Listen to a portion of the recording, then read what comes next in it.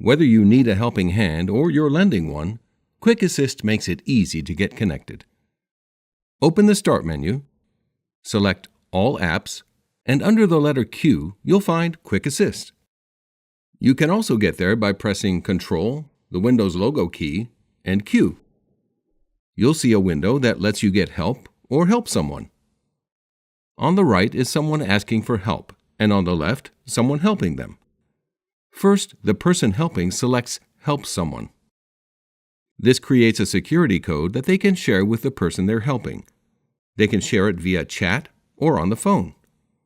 On the right, the person who wants help enters this code. This code makes sure that only the person helping can view their screen or access their computer. Next, the person who wants help will be asked if they want to share their screen with the other person. They select Allow.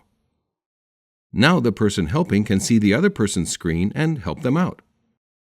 The person helping can also request control to make specific changes or check settings.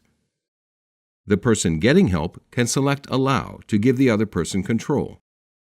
During the session, the person helping can use the laser pointer to highlight specific spots on the screen,